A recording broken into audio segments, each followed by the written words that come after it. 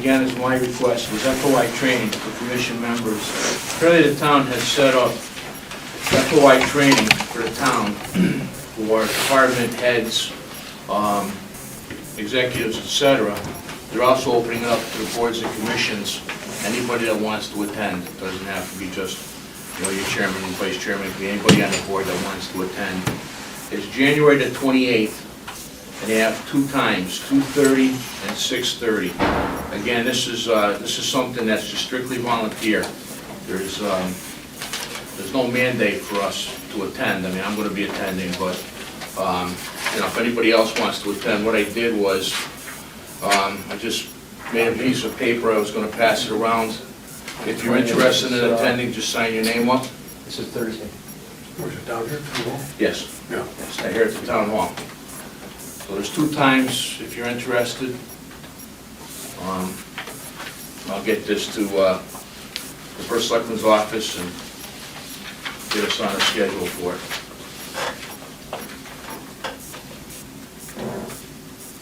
Do we have someone coming in to Yes. facilitate this? Yes, there is a representative from the FOI Commission coming down. Yeah. This is Our training. planning and zoning commission had someone in about a year ago, but I will attend this again because you always learn something new. Yeah, it's been a while, so I certainly intend on attending this.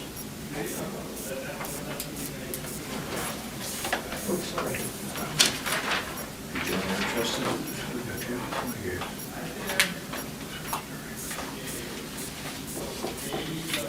Well, that's going around. Do we have any other new business that has to be?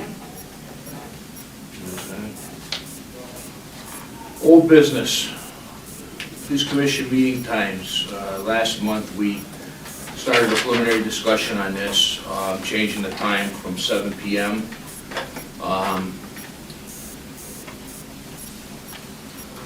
I would propose a time of 5:30. I know there's been some discussion. I've heard from people about citizens coming home from work, and I've also heard from citizens that really don't want to come back out at 7 o'clock. To me personally, I think 5:30 is a good time. I think that anybody coming from their job, 5:30 is a reasonable time to make it here, and they can come right from their job to the meeting if they want, not have to go home, especially during the summertime, where the weather's nicer and they might want to do things when they get home and such. And coming back out is not necessarily an interest of theirs. Anybody else? I'm going to be honest with you. I think 5:30, and this is my own feeling, I think 5:30 is just a little bit too early. I would prefer, and again, this is just me, I would prefer 6 at the earliest, or even, I know a lot of boards and commissions start at 6:30, but because you're going to get a certain amount of people. I know most of us can make a 5:30 meeting, but I think to a lot of other people, it's kind of inconvenient with, by the time you get home, you're ready, you have to run down here. I just think 6 or 6:30 would be better. I said my piece. I can support 5:30, I can support 5 o'clock, or whatever's necessary. It's not that we're meeting every day, so if somebody has an interest to come to our meeting once a month, I'm sure they could find a wherewithal and juggle their schedule to get here for 5:30. That's my personal feeling. I support 5:30 or 5 o'clock. I'm totally flexible. I kind of have to agree with Eddie. I think 5:30 is too early. We get a lot of people that get out of work. People who work at town halls, out of town, or banks, they get out of work at 5 o'clock in the afternoon, rushing to come in. I don't think we should make it convenient for us, but rather more convenient for the public. And I kind of think that 6, I would have to say would be the earliest. But that's my opinion. I would agree. I would think 6 o'clock. I think we're consistent with the Board of Selectmen. The Board of Education meets at 6, so I think if we met at 6, I don't think we're, Yeah, we never had any problems with that time. Right, I think 6 o'clock. 5:30, 5 o'clock. I would be okay with 5:30, but I think 6 Right on o'clock the- is a pretty good compromise. I'd be okay with 6. Either one works for me. Seems like 6 o'clock is the general consensus. I have no issue with 6 o'clock. Like I said before, I understand, I mean, I'm not trying to eliminate anybody's opportunity. Like I said, I've heard from people saying at 7 o'clock, they get home and, you know, they just start to relax and wind, and some people just don't want to come back out, but then there are other people that don't want to. It's like on American Legion, we meet at 7:30, you know, and it's January and it's cold. Who wants to have dinner at home, read the paper, and then go for a 7:30 meeting? Even in the winter time, it's Yeah. kind of crappy to leave it, you know. Yeah, earlier the better. Well, you want to say 6 o'clock? I'll make a motion that we change the time till 6 o'clock. Second. Okay, we have a motion, second. Do we have any other discussion on it? Everybody's good with that? All those in favor? Aye. Opposed? Abstentions? So moved? Thank you. Thank you. That brings us to our public input. Mike Bracken? You just keep throwing more stuff at us, and you've taken away one of our public inputs, and you expect us to cram everything into 5 minutes. Now you've just thrown something new at us. You've thrown a 6 o'clock appointment time here for a meeting, and you turn it around and, like Commissioner Rochelle had said, it's not about the convenience of the board. It's about the convenience of the people that you represent. And the fact of the matter is that nobody here has even addressed the situation about a town resident that has children that has to wait for the children to get off of a school bus, or a child that has to, Wednesday nights is CCD night. So you have a child that has CCD, if they're going to CCD, by the time that child gets home, you feed that child, because you gotta feed your kids before you go out. By the time you get around to getting out, the 7 o'clock meeting is more preferable than a 6 o'clock.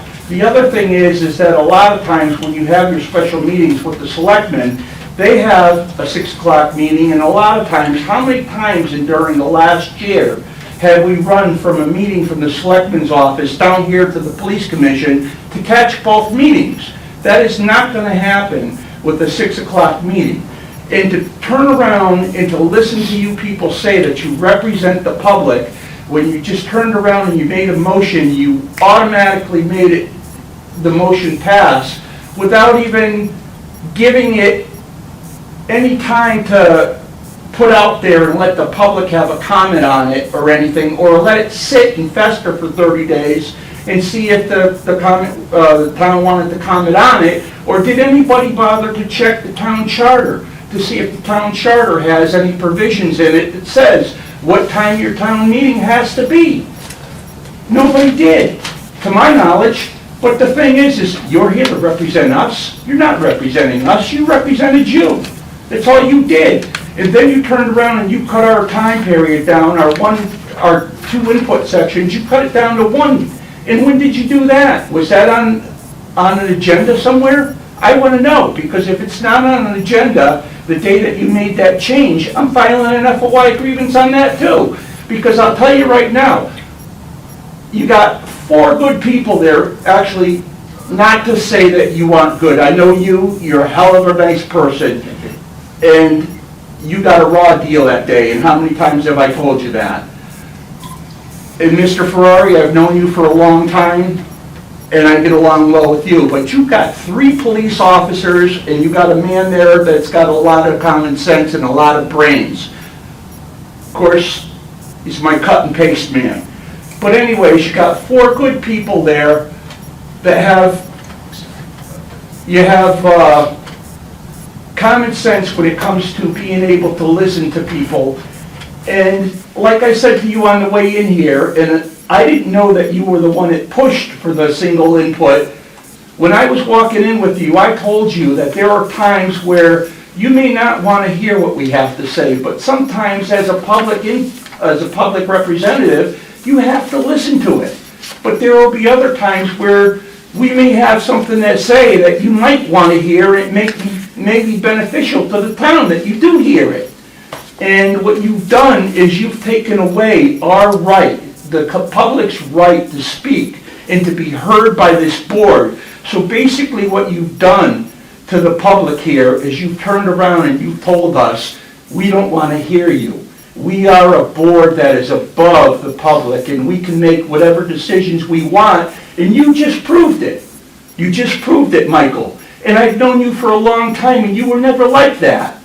And the thing is that the way that you're running it, you might as well be wearing a king's crown, because you're not giving the public the opportunity to do what they have to do and to address the board the way that they should be able to address it. And I see you're going to kick me out of here in 5 minutes or shut me off in 5 minutes. So you're going to take away my right to say the things that I wanted to say, because you took away my right to, or I wanted to speak on the issue of what you just did with cutting our public input and by changing the time of the meetings. But the thing is, one of the first things that I wanted to speak about, and I brought it to the chief's attention one time before in the old commission, is I talked about officer safety and public safety, and with everything that's going on lately and with what happened Monday, you gotta take a look at it again. And that was, I talked about the possibility of having these officers start carrying a separate magazine, separate from their regular sources of ammunition, with armor-piercing ammunition. And I'm not saying that all of their ammunition is armor-piercing. I'm talking about one magazine, 15 rounds. And I'm talking about that magazine that carries those 15 rounds being red. So that way it is a conscious decision. When you load that magazine into that gun, you know you're going hot. But the thing is look at what's going on lately. Everything that's going on, the people are wearing armored, bulletproof vests.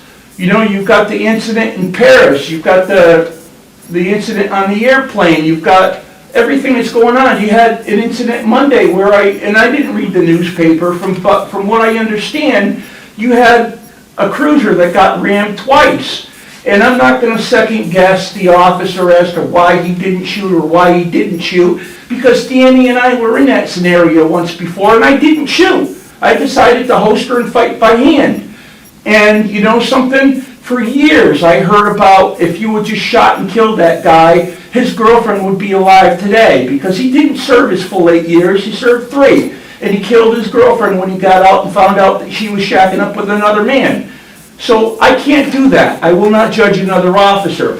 But when you start talking about people that are committing crimes and they don't care about who they kill, whether you're wearing a uniform, whether you're not wearing a uniform or not, you need to give that officer that opportunity to protect himself. And if they're wearing bulletproof vests and bulletproof garments, he needs to be able to penetrate that armor-proof gear. And if you can't do it with your regular ammunition, it's time to dump your magazine and to go hot. And the thing is, at that time I had brought up the issue of the Laser Max lasers. And at that time the chief had brought up a point that he thought that there could be confusion because you wouldn't know which laser was yours. I've checked with Laser Max. That is not an issue. The lasers nowadays pulsate. Not only do they pulsate, but you can move the weapon if you needed to only by a couple of inches. You're still in the kill zone, and you can tell which weapon is yours, or the on-off switch is right there at your index finger, your trigger finger, and all you have to do is tap the button and the laser's off, or tap it back on and it's back on. So there's no reason why you can't go to armored-piercing ammunition for a reason. Either you're going against somebody that's wearing tactical garments, or you need to penetrate something, either an automobile, or you have to do a headshot in a crowd. All right, but the thing is, you're talking maybe a maximum of $400 per man. Protect us. Anyone else? Councilman Russo? Lynn Russo, 407 Elmwood Drive, Windsor Locks. Just like to make a comment on the time change. I think there is a possibility of moving the time from 7 to 6 could conflict with some of the other town boards and their meeting times. There have been times where we've been running from one meeting to another, and I'd like to know if that was taken into consideration. Andy, you're on a lot of boards and commissions. Is there, in your opinion, any possibility of, real significant conflicts between your demand here and the demand on another board and the public's ability to attend different meetings? I understand it's about, accommodating the commissioners and the public, and they come up with a reasonable time in which to conduct business. But I do have a concern, and I believe it's a legitimate one, of if you move the time, it may significantly conflict with other board meetings. That's my input on that. So I'd like you to take that and think about that. I know you've decided to move it to 6, but I wish you would maybe take a look around and see what time. Eddie, I think you said they all sort of meet around the same time. Maybe you could give some guidance in that area too. If you move the time from 7 to 6, it could conflict. Number 2, I'm somewhat disappointed in the commission's decision to go back to 1 public input. There's a very good rationale for 2 public inputs. If I have a question, then I would like to present to the commission, as like right now. I believe I should have the opportunity to present that. The commission should have an opportunity to respond. And the second input should be, for whatever you discuss during the meeting, I should have an opportunity to come back and ask questions about what you presented. I think this subject of 1 or 2 inputs is a little bit overdone. I will publicly go out there and criticize the decision. I request that you consider making that change. It only makes sense. People are going to come here, they're going to have questions. The old way of doing business where you got to wait till the end of the meeting and then see if you can remember to pick it up at the next meeting, that's old hat.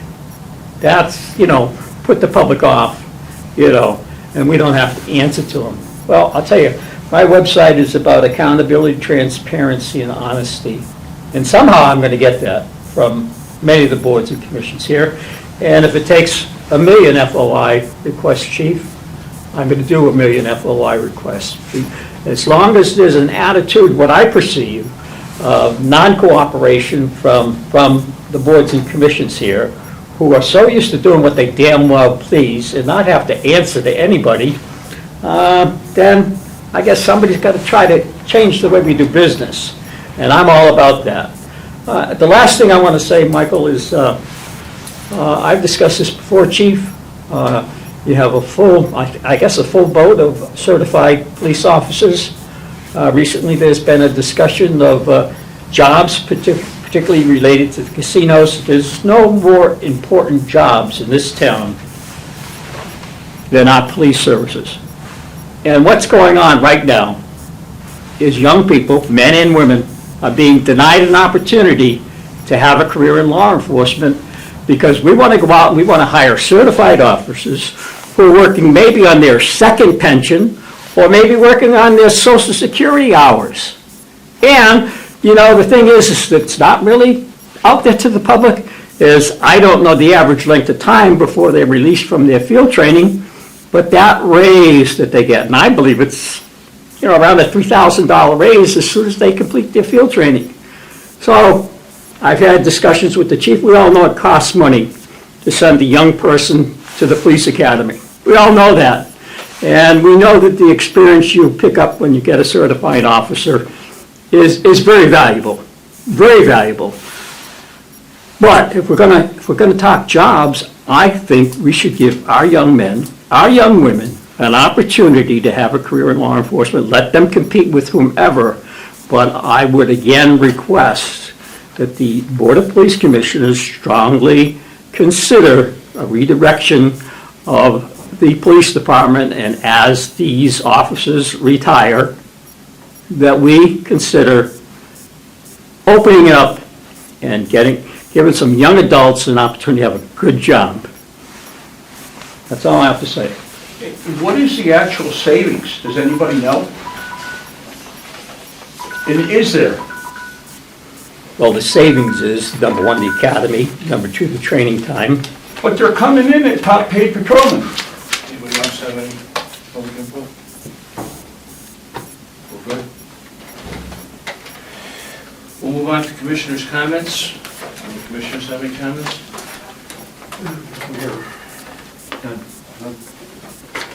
No, sorry. I want to make a comment. In response to some of what I heard here this evening, I'm going to put it out there whether it's believable or not. But yes, I was elected to do a job. And yes, I know that I have the best interests of the town at heart, and I know that every other commissioner here does too. I'm relatively certain of that fact. We're not always going to make decisions that are going to please every resident in this community. And if at some point at least my decisions are such that the community doesn't like them or doesn't feel I'm representing them appropriately, certainly at the next election time, they have the opportunity to vote me out. But I will continue to work with this police department and for the best interest of this community. I will devote my time accordingly, however it's needed, however much time is needed, to assure that the police officers in this community get what they need, taking into consideration fiscal responsibility to the town and working with the Board of Finance. I understand that they have their concerns also. And continue to work with this board to try to facilitate an agenda that's appropriate for all, meeting times, inputs, and so on and so forth. Contrary to your belief, I don't care what people say to me, whether they think they offend me or not, they're not going to. I was a police officer for far too long, and I've received comments both positive and negative. You learn to deal with it, and I'll deal with it now. I understand that people have an opinion, and they're right to their opinion, whether I agree with it or not. I will certainly entertain their comments accordingly without anger or retribution or anything else. But I just think that I want to go on record as saying that I do represent this community and this police department. I'll represent this commission to the best of my ability, and I strongly believe that each one of these commissioners sitting up here with me feels the same way with regards to their representation to the community and the police department. That's all I have.